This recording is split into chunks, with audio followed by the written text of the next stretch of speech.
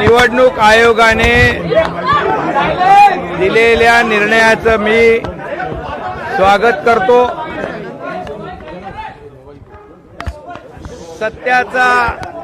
सत्याचा विजय झालाय। बाळासाहेबांच्या विचारांचा विजय झालाय। धर्मवीर आनंद दिघे साहेबांच्या विचारांचा विजय आहे आणि लोकशाहीचा विजय आहे। खरं म्हणजे या देशात डॉक्टर बाबासाहेब आंबेडकरांनी लिहिलेली घटना आहे, त्याच्यावर आपला कारभार चालतो आणि आजचा विजय जो आहे हा विजय बहुमताचा विजय आहे। पुन्हा एकदा मी सांगतो, हा लोकशाहीचा विजय आहे आणि ज्यांनी ज्या 50 आमदार, 13 खासदार, अनेक नगरसेवक, जिल्हा परिषद अध्यक्ष, सभापती, सदस्य, लाखो कार्यकर्ते आणि शिवसैनिक यांचा हा विजय आहे।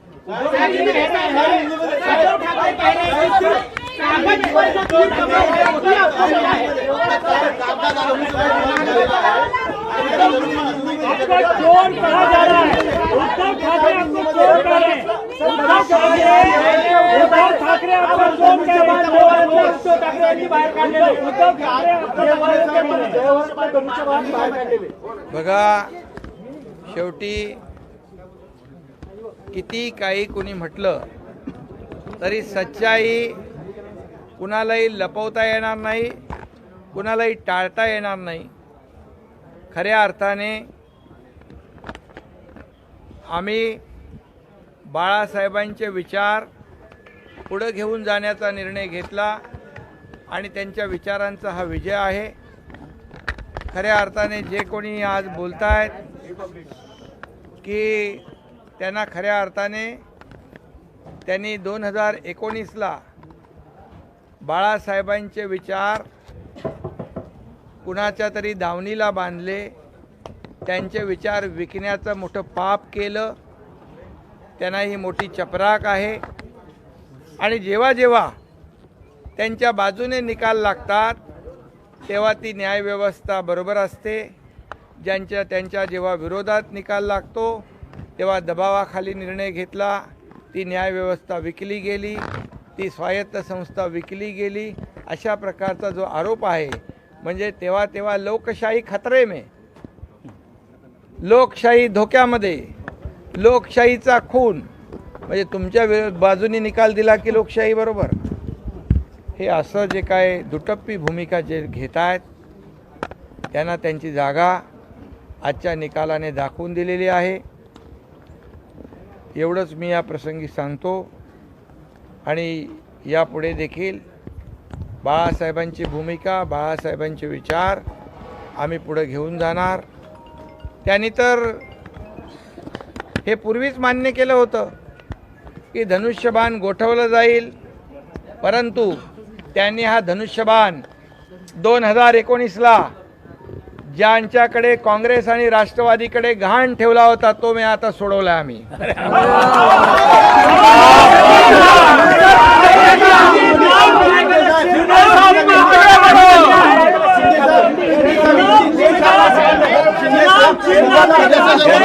पार्टी का नाम भी आपके पास है बगा। अरे सुनो बाबा, सुनो, मैं बता रहा हूँ, अभी पहले मेरा मराठी में बोलने दो। हे बघा, एकच मी सांगतो, हा केविलवाना प्रयत्न आहे, हा सिंपत्ती म्हणजे काय म्हणतो आपण त्याला, सहानुभूती मिळवण्याचा हा केविलवाना प्रयत्न आहे। आपल्या पक्षाकडे असलेले कार्यकर्ते दुसरीकडे जाऊ नये म्हणून त्यांना थांबवण्याचा प्रयत्न आहे। मी मगाशी म्हटल्याप्रमाणे निवडणूक आयोग असेल, न्याय व्यवस्था असेल, ही स्वतंत्र यंत्रणा आहे।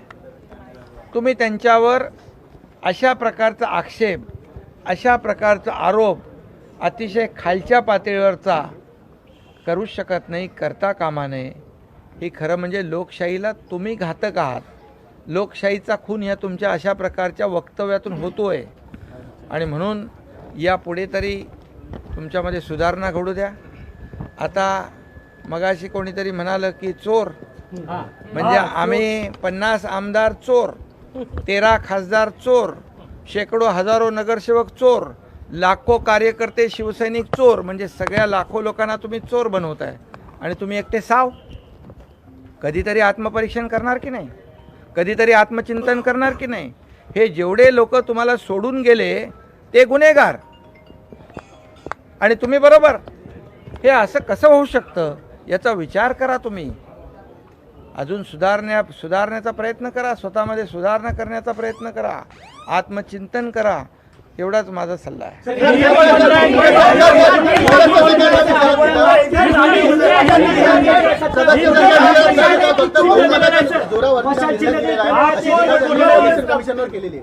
बघा, यामध्ये एवढंच मी सांगतो, निवडणूक आयोगाने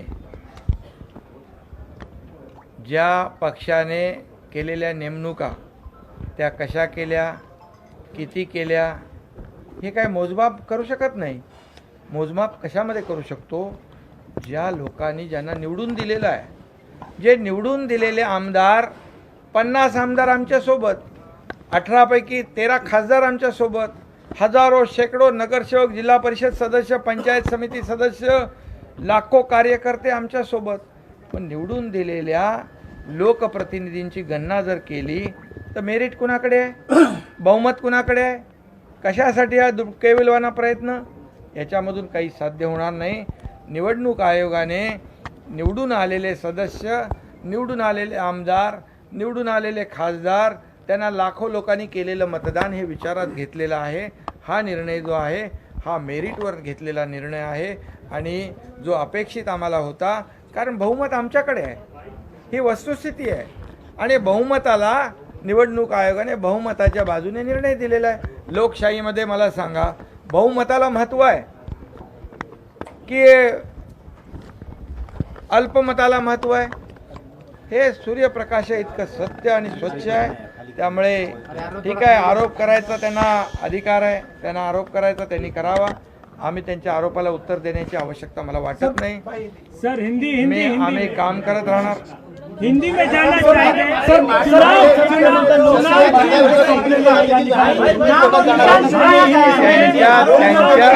त्यांच्या बाजूने निकाल दिला असता म्हणजे लोकशाही जिवंत राहिली असती. त्यांच्या विरोधात निकाल गेला की लोकशाही संपली. असं तुम्ही एकटे कसे म्हणू शकता? हजारो लाखो लोक आज या तुमच्या जे काही घटना घडल्या त्याचे साक्षीदार आहेत. आणि ज्यांनी तुम्हाला निवडून दिलं, मग तुम्ही सगळेच लोक तुम्ही भारतीय जनता पक्ष आणि शिवसेनेच्या मतदारांमुळे निवडून आलेला आहात. त्यामुळे याचा विचार तुम्हालाही करायला पाहिजे.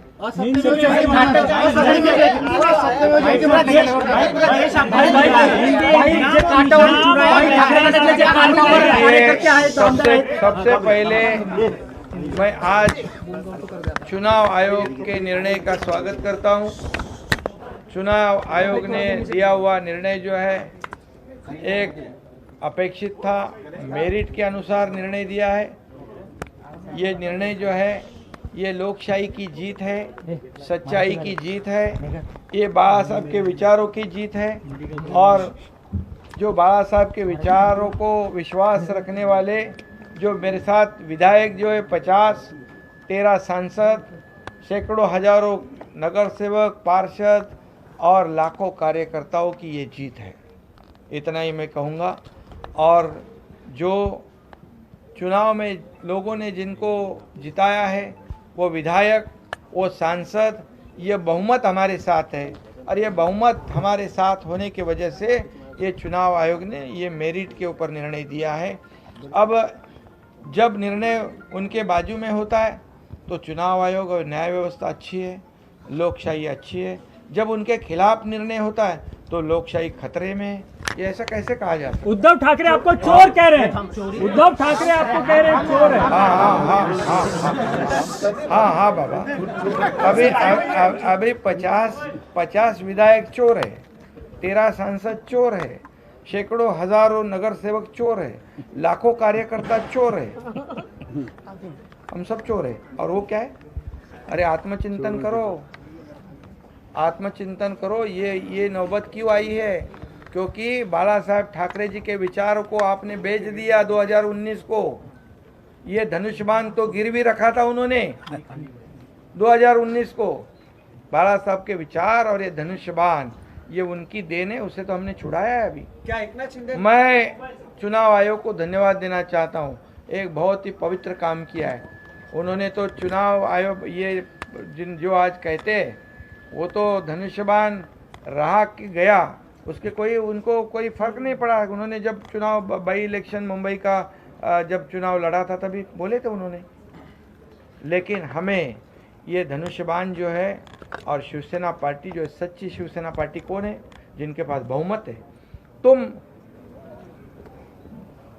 प्रॉपर्टी के मालिक हो सकते, संपत्ति के मालिक हो सकते, पार्टी के और विचार और धारा के मालिक नहीं बन सकते।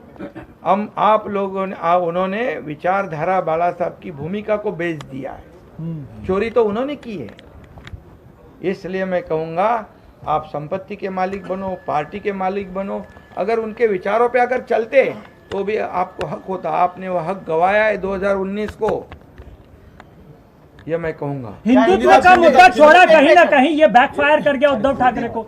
हिंदुत्व छोड़ देना। देखिए हमारी भूमिका स्पष्ट है, बाला साहब के विचार को हम लोग आगे बढ़ा रहे हैं और कुर्सी के लिए, सत्ता पाने के लिए बाला साहब के विचार जो भूल गए उनको एक बहुत बड़ी सबक है, एक चपराक है। सर क्या एकनाथ शिंदे नए शिवसेना पक्ष प्रमुख है? क्या एकनाथ शिंदे नए शिवसेना हम पक्ष इस प्रमुख फैसले है? को चुनौती देंगे आगे ये सुप्रीम कोर्ट में। ये तो लोकशाही में हर एक का अधिकार होता है, वो अधिकार में जो भी जा सकते हैं।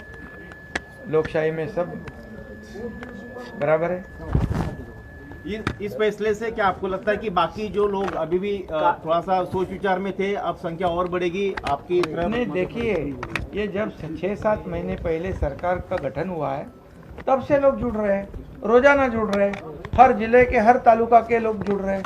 उनको क्योंकि हम लोगों ने जो भूमिका जाहिर की है, जो वैचारिक बाला साहब की, आनंद दिघे साहब के विचार हम लोग आगे लेके जा रहे हैं, विचारधारा को बढ़ा रहे, इस राज्य का विकास कर रहे।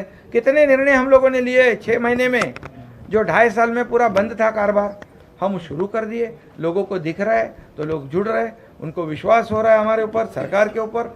मैं और देवेंद्र जी हम काम कर रहे और बड़े बड़े निर्णय ले रहे, और इसी के लिए तो लोग जुड़ रहे। अभी जो काम नहीं करने वालों के साथ कैसे रहेंगे लोग? जो काम करने वालों के साथ ही जाएंगे लोग। तो कह रहे कि मोदी जी जो है देश में तानाशाही लाई जा रही है और मोदी जी का नाम चलता नहीं महाराष्ट्र में, इसलिए बीजेपी इस्तेमाल कर रही है आप लोग। देखिए मोदी जी जो हमारे प्रधानमंत्री है, उनका देश में नहीं बल्कि पूरी दुनिया में उनके नाम का डंका पिट रहे। अभी जो कोई सर्वे हुआ ग्लोबल, उसमें दुनिया में नंबर 1 पे कौन है? मोदी जी है। क्यों जलते हो? सच्चाई कबूल करो। और ऐसे बोलने से मोदी जी की पॉपुलैरिटी, लोकप्रियता कम नहीं होने वाली है। और ये जो सच्चाई है, उनको ऐसी जरूरत नहीं है। राज ठाकरे ने और कहा है कि शिवसेना शब्द का असली अर्थ आज पता चला है। सही बात है उनका। पार्टी का प्रमुख कौन है? आपके पार्टी का प्रमुख कौन है? सही में राज ठाकरे साहब ने सही कहा है, क्योंकि वो तो मेरे से ज्यादा वो जानते हैं, उनको करीब से जानते हैं। जिन्होंने बाला साहब के साथ काम किया, उस वक्त पार्टी को बढ़ाया, उनको भी निकाल दिया था। तो ये सब जो है, ये मुझे बताने की आवश्यकता नहीं। इतना ही मैं कहूँगा, चुनाव आयोग ने दिया हुआ निर्णय जो है ये मेरिट के अनुसार है। जिनके पास बहुमत है, जो चुनाव में जिनकी जीत हुई है, लाखों लोगों ने उनको वोट किया है, वो ध्यान में रखकर चुनाव आयोग ने निर्णय दिया है। बाकी सर, पक्ष प्रमुख